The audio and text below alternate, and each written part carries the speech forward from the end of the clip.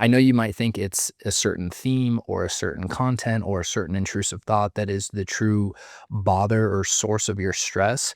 But if I asked you, if I said, if I can remove those thoughts, but you would still feel how you would feel, would you really want that? Or if I could remove the feeling and you would still experience the thought without the feeling, which would you really take? And the answer almost unequivocally with everyone I've ever spoken to is I want the feeling to be removed, right?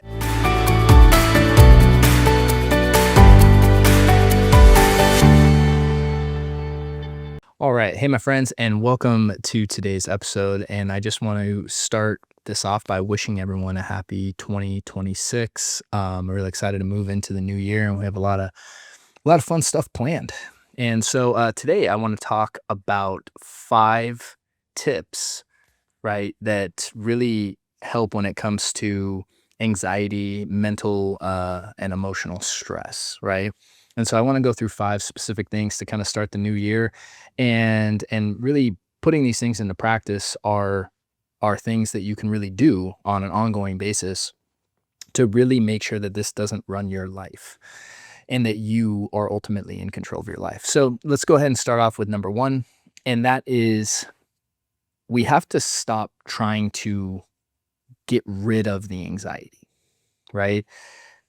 And, to put that more in a positive context, we really need to focus on allowing ourselves to feel what we actually feel. And so, whatever one works for you. But as long as you see anxiety as a problem, you're going to have a negative reaction to it. And then, when you have a negative reaction to it, you're going to feel inclined to get rid of it, remove it, analyze it, fester about it, do something to try to control it. All of this forceful behavior is counterproductive. It actually serves to reinforce the anxiety. It actually makes it worse over time. And so when we're trying to force and remove and get rid of anxiety, it actually is a paradoxical effect that causes it to get worse, to grow, to intensify, and to ultimately control our life more and more. And so, first tip is real straightforward, right? It's just you have to stop trying to control and remove the anxiety itself. And you have to really learn and practice allowing yourself to feel how you feel. Because your resistance, as I always say, is the actual problem at hand. So, number 2, we want to bring our attention out of the mind and into the body.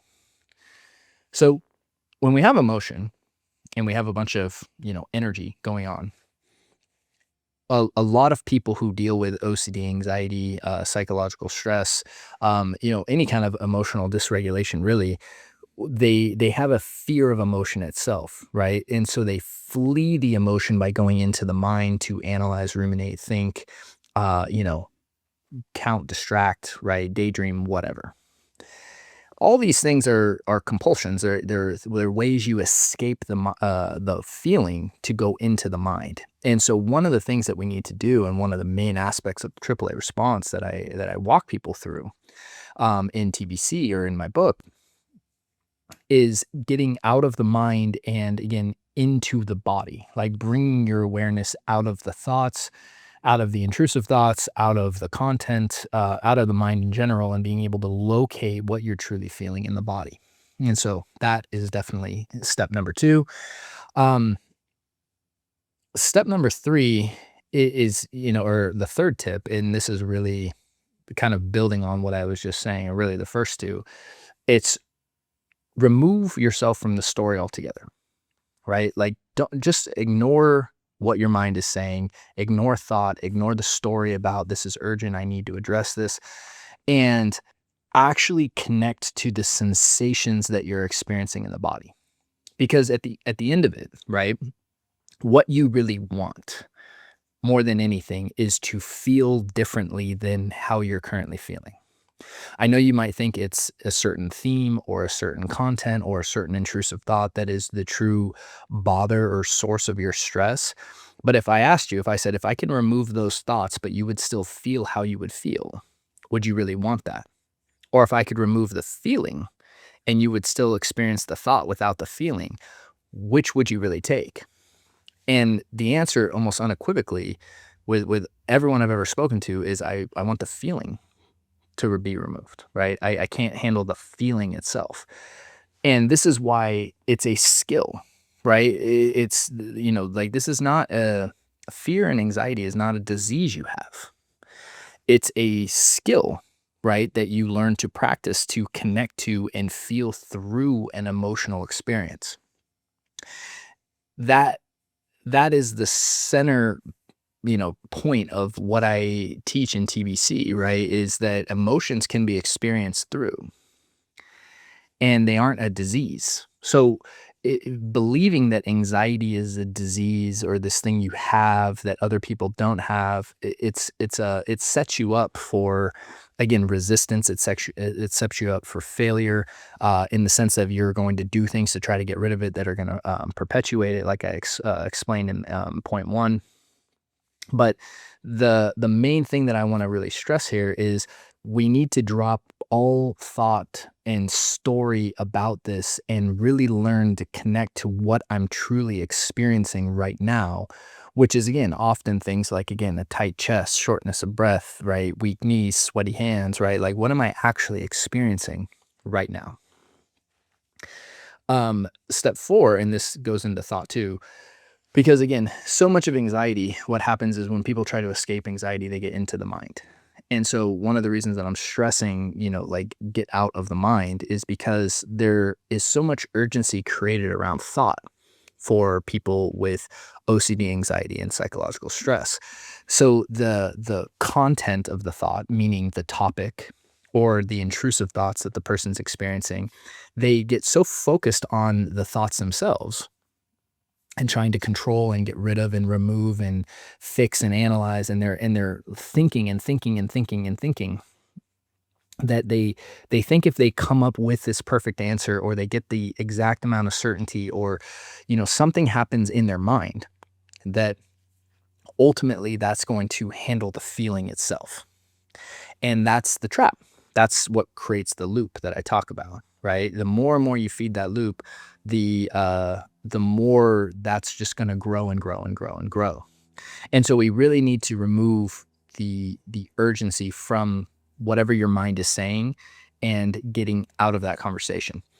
And then finally, the last and probably the most important step that or tip I could give someone is to release the tension, not the feeling, right? Release your tension, not the feeling itself. So many people are operating from this assumption that I need to get rid of the feeling, right? But actually it's your tension towards the feeling that is the issue. That's what's perpetuating it. And when you don't focus on trying to remove the feeling, but instead removing the tension. So tensing, well, what is tension first off? It's when you're tensing up, right? You're tightening up, you're resisting. When you think about it, when someone tries to give you a hug, right, and you tense up, you're resisting the hug. Same thing if and versus if you want to give the person a hug, you receive the hug, right? You embrace the hug. Same exact thing with the feelings that are going on internally. When you are tensing up towards the feeling, you're resisting it, you're trying to stop it, you're not embracing the experience.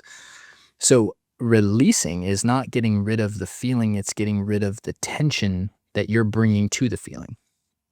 And that detail is so important when it comes to truly experiencing, again, fear or just again any really uncomfortable emotion in our bodies and in our experiences. So I'll go ahead and recap these again. So again, stop trying to calm and get rid of the anxiety itself, right? Really work on allowing the presence of the feelings.